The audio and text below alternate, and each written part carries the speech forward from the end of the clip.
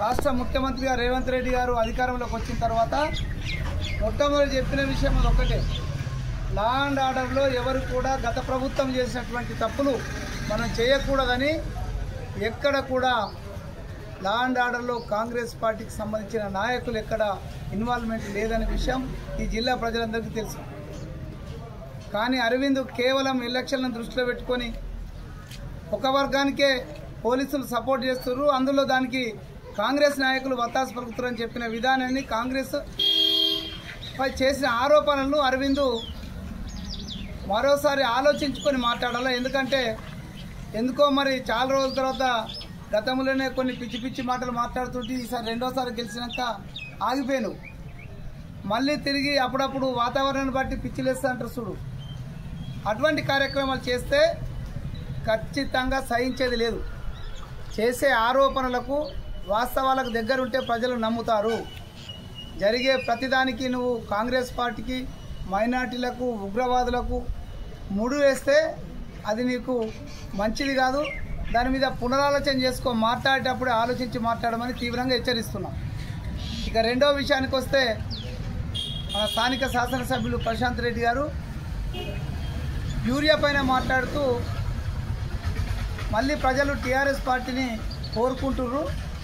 ఖచ్చితంగా ఈ యూరియా వైఫల్యానికి కాంగ్రెస్ పార్టీ మాత్రమే కారణం చేసిన విధానాన్ని ఖండిస్తున్నాం. ఎందుకంటే ప్రశాంత్ రెడ్డి గారు 10 సంవత్సరాలు ఎమ్మెల్యేగా, మంత్రిగా, ఇప్పుడు 3వసారి ఎమ్మెల్యేగా ఉన్నాడు.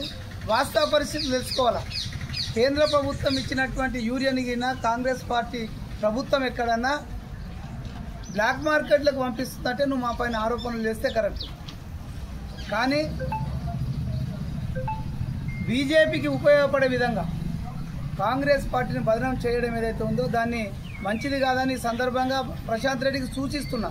ఎందుకంటే బారు మేము అంటుంటేనేమో మీరు మమ్మల్ని అంటున్నారు, ఈ విధంగా దుష్పాజాలు ఆడుతున్నారని మీరు మాట్లాడుతుంటారు. కానీ మీరు స్థాయి మరిచి మాట్లాడితే అది కొంచెం ప్రజలను తప్పుదో పట్టించడం అనేది ఎవరికైనా మంచిది కాదు.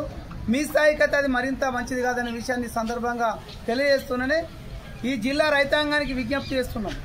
కేంద్ర ప్రభుత్వ నిర్లక్ష్యం వల్ల మన రాష్ట్రానికి రావాల్సిన యూరియాను సక్రమ సమయంలో అందించకపోవడం వల్లనే ఈరోజు యూరియా కొరతకు కేంద్రంలో ఉన్నటువంటి బీజేపీ ప్రభుత్వమే కారణమనే విషయాన్ని రైతులు గ్రహించాలా. ఖచ్చితంగా దాన్ని ఆ సమస్య పరిష్కారం కోసం ఈ రాష్ట్ర వ్యవసాయ శాఖ మంత్రి అయినటువంటి తుమ్మల నాగేశ్వరరావు గారు ఇప్పటికే 5 సార్లు, ఒకసారి అయితే 4 రోజులు అక్కడనే ఉన్నాడు, ఏది ఢిల్లీలో, ఈ యూరియాకు సంబంధించిన సమస్యను తీర్చాలి అని కేంద్ర ప్రభుత్వం పైన ఒత్తిడి తీసుకొచ్చాడు. అంతేకాకుండా ముఖ్యమంత్రి గారు ఢిల్లీ వెళ్ళిన ప్రతిసారి మన రాష్ట్రానికి సంబంధించిన యూరియా పైన కావచ్చు, మిగతా విషయాలపైన కావచ్చు చెప్పుతుంటే చెవిటోని ముందు చెంకుదినట్టు బీజేపీ ప్రభుత్వం పట్టించుకోకపోగా పక్క రాష్ట్రమైన ఆంధ్రప్రదేశ్కు ఎక్కువ మొత్తాల్లో యూరియా ఇచ్చి మన రాష్ట్రానికి తక్కువ యూరియా ఇవ్వడం ద్వారా కాంగ్రెస్ పార్టీని బదనాం చేయాలనే వీళ్ళ కుతంత్రాన్ని, టీఆర్ఎస్ బీజేపీల కుతంత్రాన్ని ప్రజలు గమనించమని కోరుతున్నా. రెండో విషయం ఏదైతే ఉందో, ఈ యూరియా కారణం 2 ప్రభుత్వాలు కాబట్టి ఉపరాష్ట్రపతి ఎన్నికల్లో మేము ఓటేయలేమని వీళ్ళ నాయకుడు, టీఆర్ఎస్ నాయకుడు కేటీఆర్ చెప్తుండు. బుద్ధున్నోడు ఎవడైనా ఉంటే మరి మీకు ఓటేస్తాము, మా రాష్ట్రానికి యూరియా పంపిమని వేస్తాడు. కానీ కేవలం కాంగ్రెస్ పార్టీ అభ్యర్థి ఓడిపోవాలనే ఉద్దేశంతో ఓటింగ్కు దూరం ఉన్నటువంటి వ్యక్తి తీరా ఉల్టా ఇంకా 2 అంటే కాంగ్రెస్ పార్టీకి యూరియాకు సంబంధించి వైఫల్యం చెందింది కాబట్టి మేము ఓటేస్తామని చెప్పడాన్ని కేటీఆర్ను, అదేవిధంగా ఈ రాష్ట్రంలో మంత్రిగా పనిచేసిన ప్రశాంత్ రెడ్డి కూడా మేము చివరిగా రిక్వెస్ట్ చేస్తున్నాం. ప్రతిసారి మీరు ప్రభుత్వం పైన తప్పుడు ఆరోపణలు చేస్తే మా వైపు నుంచి కూడా మీ ఆరోపణలు ధీటుగానే ఉంటాయి. మేము ఎందుకు చెప్తున్నామంటే ఈ విషయం, మీరు ఎప్పుడు జిల్లాకు వచ్చినా ఏదో ఒకటి ముఖ్యమంత్రి గారి పైన ఆరోపణలు చేస్తుంటారు. నువ్వు తెలిసిన వాడివి, తెలియనోడు ఎవడన్నా మీ పార్టీలో జీవన్ రెడ్డి గారు అసలు ఉంటే మాట్లాడుతుందంటే ఒక లెక్క. మరి అన్ని తెలిసినోడు నువ్వెందుకు అటువంటి తప్పులు చేస్తున్నావో నీది నువ్వు ఆలోచించుకో.